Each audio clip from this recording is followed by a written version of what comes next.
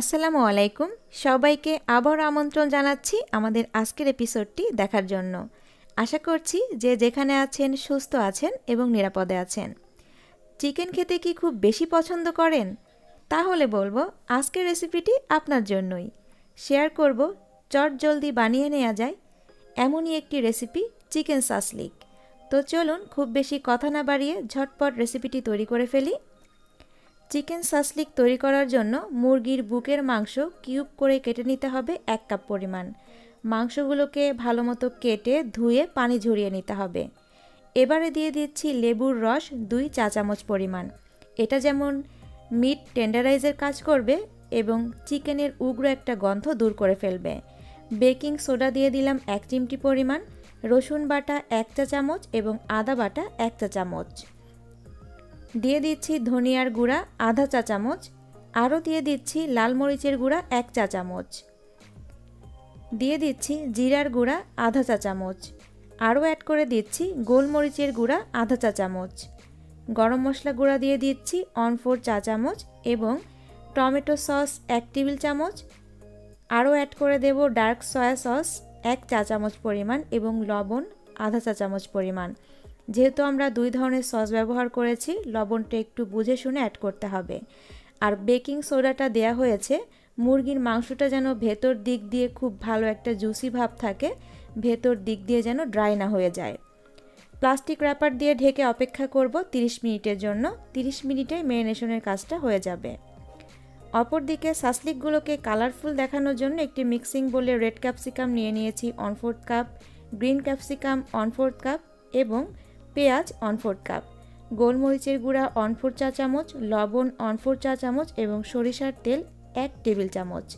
চেষ্টা করবেন শাশলিকের কাজটা সরিষার তেল অথবা বাটার দিয়ে করতে, তাহলে কিন্তু ফ্লেভারটা জাস্ট অসাধারণ আসে। যেই মাংসগুলোকে আধা ঘন্টা আগে ম্যারিনেশন করতে দিয়েছিলাম, সবগুলো মাংসকে দিয়ে আবারও খুব ভালো মতো মেখে নিচ্ছি এবং আবারও সরিষার তেল দিয়ে দিলাম 1 টেবিল চামচের মতন। মাংসগুলোকে যখন প্রথম আমরা ম্যারিনেশন করতে রাখবো তখন কিন্তু কোনো ধরনের সরিষার তেল ব্যবহার করা যাবে না। সরিষার তেলটা যদি আমরা আগেই ব্যবহার করে ফেলি তাহলে কিন্তু মাংসের ভেতরে মশলাটা ঠিক ভালো মতো লেগেও থাকবে না এবং মশলার ফ্লেভারটাও ভালো হবে না। মশলাগুলো দিয়ে চিকেনগুলো এবং রেড ক্যাপসিকাম, গ্রিন ক্যাপসিকাম, পেঁয়াজ আমরা যেগুলো নিয়েছি সবগুলোকে মাখিয়ে এবার আমরা শাশলিক কাঠিতে গেঁথে নিচ্ছি।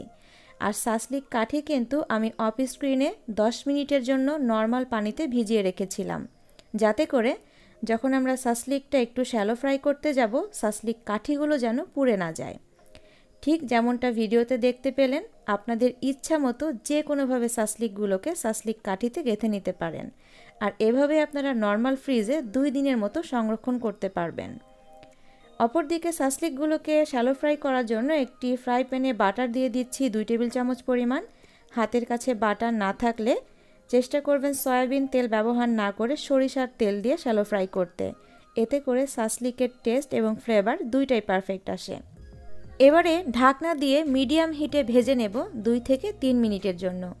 2 থেকে 3 মিনিট পরে ঢাকনাটাকে তুলে শাশলিকগুলোকে ওলটপালট করে দিতে হবে, যাতে করে প্রত্যেকটা পাশ খুব ভালো মতো ফ্রাই হতে পারে। যেহেতু মাংসগুলোকে আমরা লেবুর রস এবং বেকিং সোডা দিয়ে ম্যারিনেশন করেছিলাম, মাংসগুলো কিন্তু সেদ্ধ হতে খুব বেশি একটা সময় নেবে না। ব্যাস, খুবই অল্প সময়ে মজাদার চিকেন শাশলিক তৈরি হয়ে গেল। আজকের রেসিপিটি আপনাদের কেমন লাগলো অবশ্যই আমাদেরকে কমেন্টে জানাবেন। আপনাদের সুন্দর সুন্দর কমেন্ট আমাদেরকে সামনে এগিয়ে নিয়ে যেতে উৎসাহিত করবে। সবাই ভালো থাকবেন, ধন্যবাদ।